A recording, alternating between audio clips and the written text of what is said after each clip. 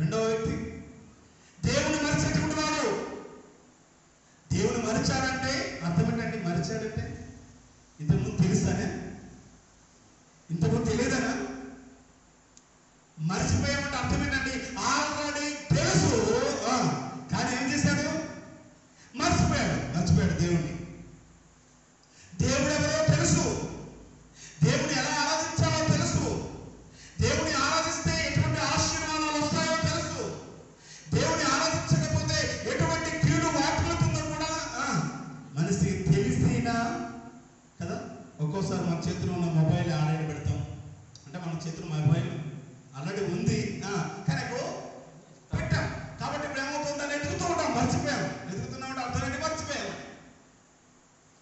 Already అది నీ mobile అని నీకు తెలుసు కానీ అది ఎక్కడ పెట్టావో గుర్తు లేదు. ప్రియమైన దేవుని లేదా మానవ క్రైస్తవ జీవితం కూడా అలాగే ఉంది. దేవుని ఎరిగినటువంటి వారుగా ఉన్నారు, దేవుని ఆరాధించాలని తెలుసు, దేవుని మహిమపరచాలని తెలుసు, దేవునికి కృతజ్ఞతాస్తుతులు చెల్లించాలని తెలిసిన వారు ఏం చేస్తున్నారట? దేవుని మనసు వారులారా ఒక్కసారి మీరు ఆలోచించండి. ఏం చేయాలట? లేని ఎడలా నేను మిమ్మల్ని చీల్చివేయను, తప్పించుకున్న వాడు ఎవరు లేకపోవడం జాగ్రత్త సుమి. మీరు మర్చిపోయారని అనుకుంటున్నారేమో. దేవుడు ఏం చేస్తారంటే ఒకసారి ఆలోచించు. దేవుని నువ్వు మర్చిపోయినా పర్వాలేదు, ఆయన నిన్ను మరిస్తే ఎలా ఉంటుందో తెలుసా? ఏం చేస్తారట? ఒకవేళ నువ్వు ఆలోచించకపోతే, దేవుని గుర్తు చేసుకోకపోతే, దేవుని ఆరాధించకపోతే చేస్తాడట. జాగ్రత్త, చేస్తాడట. ఆ చీల్చి వ్యాధిలో తప్పించుకున్నవాడెవడు లేడు. దేవుని యొక్క మహోగ్రత, మానవుని యొక్క పాపము, దేవుని యొక్క ఆక్రందన, దేవుడు బాధపడుతున్నాడండి. దేవుడు బాధపడుతున్నాడు. ప్రేమైన వాళ్ళు 23వ వచనం, స్తుతి యాగం అర్పించువాడు నన్ను మహిమ పడుచు చున్నాడు. స్తుతి యాగం చేసేవాడు మర్చిపోయేవాడు. స్తుతి యాగం చేసేటువంటి వాడు ఒకడైతే దేవుని స్తుతి అర్పణ చేసేటువంటి వాడు దేవుని మహిమ పరచువాడు. హల్లెలూయా. ఆయన ఉగ్రతకు, ఆయన యొక్క ఉక్రోషానికి, ఆయన యొక్క కోపోద్రేకానికి గురి కాకుండా ఉండాలి అంటే ఏం చేయాలమ్మా? స్తుతి యాగము చెల్లించాలి, ఆయన మహిమపరచాలి. నేను వారికి దేవుని రక్షణ కలుగునట్లు వాడు మార్గమును సిద్ధపరచుకుంటాడు. హల్లెలూయా. ఎవడు మార్గాన్ని సిద్ధపరచుకుంటాడు? ముందు గొయ్యుందిరా బాబు, జాగ్రత్త జాగ్రత్త అంటారు తల్లిదండ్రులు కదా. వాడు పడక ముందు నుంచి అరుస్తూ మొదలు పెడతారు తల్లిదండ్రులు. పడతావు అంటాడు. వాడు ఆగుతాడు పిల్లాడు, ముందుకు వెళ్తానే ఉంటాడు. పట్టాక వెళ్ళి ఏం చేస్తాడంటే మళ్ళీ చెప్పని కూడా వెళ్తున్నాడంటే పిల్లవాడిని ఏం చేస్తాడు? తల్లిదండ్రులు వెళ్ళి చెయ్యి బట్టి పైకి లేపి లాగా ఒకటి దిగుతాడు. నేను చెప్పానా ముందే? నువ్వు పడతావని చెప్పానా? చెప్పినా వెళ్ళి పట్టావు కనుక ఇప్పుడు ఏం చేయాలి? పట్టందుకు ఒక శిక్ష, పడి చెప్పినా కూడా వెళ్ళినందుకు మరో శిక్ష. లాగా కూడా కొడతాడు. తర్వాత నా పిల్లోడికి ఒళ్ళంతా ఎర్రబడిందే, వాతలు పడ్డాయని తల్లిదండ్రులు మళ్ళీ బాధపడడం మొదలు పెడతారు. దేవుని ఆరాధించు అన్నారా? దేవుని స్తుతిస్తే నీవు నీ మార్గాన్ని సిద్ధపరచుకుంటావు. ఎక్కడికి నీ మార్గం అంటే దేవుడు ఉండేటువంటి స్థలంలోనికి వెళ్తావు. ఒక ఆయన అంటాడు 53వ కీర్తనలో, మూడో వ్యక్తి, ఒకడేమో మూర్ఖుడు, రెండో వాడేమో దేవుడు మరిచిపోయినటువంటి వాడు, మూడో వ్యక్తి ఉన్నాడు. వీడేలాంటి వాడు అంటే అసలు దేవుడు లేదంటట. వీడేలాంటి వాడట? 53వ కీర్తన మొదటి వచనంలో దేవుడే లేదంటాడట.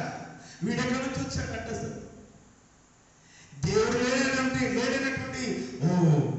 బుద్ధిహీనుడు. ఇటువంటి వీడికి ఇచ్చిన దేవుడి బిరుదు ఏంటంటే వాడికి బుద్ధిహీనుడు. దేవుడు లేడని బుద్ధిహీనుడు తమ హృదయంలో అనుకుందరు. దేవుడే లేడని బుద్ధిహీనుడు అనుకుంటాడు. మహాకాశంలో చూడండి, భూమి ఆకాశంలో చూడండి, అందులోని సమస్తము ఒకసారి ఎవరు చేశాడయ్యా ఇవన్నీ? ఎవరి కొరకు చేశాడయ్యా ఇవన్నీ? ఎవరు సృష్టించారు ఇవన్నీ? నువ్వు అనుభవిస్తున్నావు ఫ్రీగా. వర్షాకాలం రాగానే వర్షాలు పడాలి అని ఎదురు చూస్తావు. ఎవడిస్తాడండి నీకు వర్షాలు?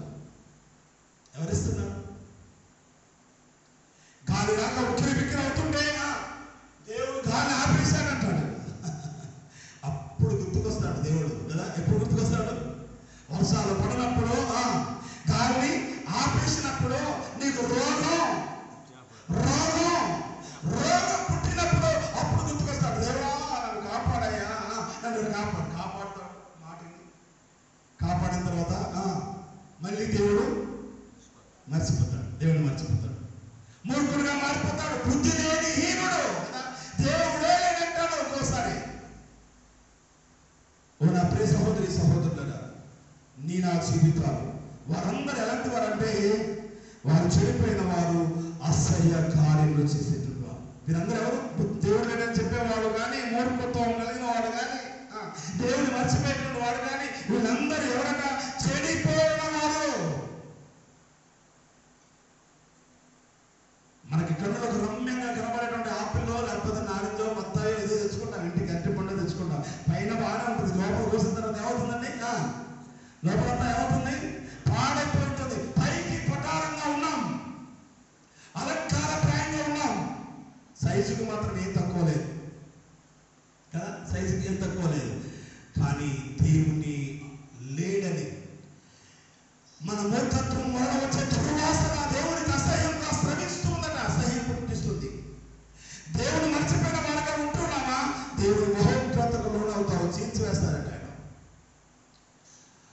దేవుడు లేడని బుద్ధిహీనులు తమ హృదయంలో అనుకుందరు, వారందరూ చెడిపోయిన వారు, అసహ్య కార్యములు చేయదురు, మేలు చేయవారు ఒక్కడు లేడు. మేలు చేయవాడు ఒక్కడు లేడు. వివేకము కలిగి దేవుని వెతుకువారు కలరేమో అని దేవుడు ఏం చేస్తున్నాడట? ఆకాశం నుండి చూసి నరులను పరిశీలన చేస్తున్నాడట, స్కానింగ్ చేస్తున్నాడు. దేవుని ఎవరైనా వెతుకుతున్నారా? ఒకవేళ పెద్ద ముప్పారాన్ని స్కానింగ్ చేస్తే ఎంతమంది ఉన్నారండి? 70 కుటుంబాల ప్రజానికం ఉంటే గుళ్ళోకి 3, 4, 5 వచ్చాం. స్కానింగ్ చేస్తే ఎంతమంది కనబడతారు దేవుడికి? స్కానింగ్ చేస్తే కనబడతారు ఎంతమంది? 5. మిగతా వాళ్ళందరూ ఏమైపోయారు? జల్లెడ పట్టేశాడు దేవుడు. జల్లెడ పట్టేశాడు. జల్లెడ పడితే ఏమవుతాయండి? రాలిపోతాయి. జాగ్రత్త. ఓ నా ప్రియ సహోదరి సహోదరులారా, దేవుని ఎరిగినటువంటి వాడగా ఉండి నీ గాయములు కట్టుకుంటావా? దేవుని తెలుసుకుని ఆయన ఆరాధించడానికి, ఆత్మతో సత్యంతో ఆరాధించడానికి కొన్ని క్షణాలు కదా, కొన్ని క్షణాలు. 7 గంటలకు ఆరాధంటే 8 గంటలకు వస్తాం, 8 గంటలకు వస్తే 9 గంటలకు పోతాం కదా. ఈ 1 గంట నీ ఇంట్లో టీవీ లేకపోతే పక్కింటికి వెళ్తావే. ఏంటమ్మా ఇక్కడ అందరూ కూర్చున్నారంటే సీరియల్ అయ్యారు. అక్కడికి వెళ్తున్నావు కానీ దేవుడు ఉండేటువంటి స్థలంలోనికి రాలేకపోతున్నావు, దేవుని మహిమపరచలేకపోతున్నావు. ప్రియమైన దేవుడు కదా, ఆకాశం నుండి ఆయన నరులను ఏం చేస్తున్నాడట? నరులను పరిశీలన చేస్తున్నాడు. స్కానింగ్ చేస్తే నీ ఎముకలతో సహా, నరాలతో సహా నీ బలహీనతలన్నీ ఏమవుతాయట? బట్టబయలైపోతాయి. ప్రార్థన చేసే వారుగా ఉండాలని, ఆయన ప్రార్థించడం ద్వారా ఆయన మహోగ్రత నుండి తప్పించుకునేటువంటి వీలు కలుగుతుంది. హిజ్కియా చచ్చిపోతాడని వార్త వచ్చేసింది. ఏంటి వార్త వచ్చేసింది? నువ్వు చచ్చిపోతున్నావయ్యా అని ప్రవక్త వచ్చి చెప్పేశాడు. భయం పుట్టింది హిజ్కియాకు. అయ్యో నేను ఎలా ఇదిగో బ్రతకాలని ఎన్నో సంపాదించుకున్నానే, తినాలని ఎన్నో కూడబెట్టుకున్నానే, అయ్యో నా పిల్లలు ఏమైపోతారు, నా భార్య ఏమైపోతుంది, ఆలోచన వస్తాయా? హిజ్కియా కూడా ఎన్నో ఆలోచనలు వచ్చాయి. ఆయన ముఖం గోడకు తిప్పుకున్నాడట హిజ్కియా. గోడ వైపు, మనసు వైపు తిప్పుకోలేదు. కారణం ఏంటో తెలుసా? మనసు వైపు తిప్పుకుంటే ఏమవుతాయండి? వాడి వల్ల మనం ఏమవుతుంది చేస్తే ఈ ఇంట్లో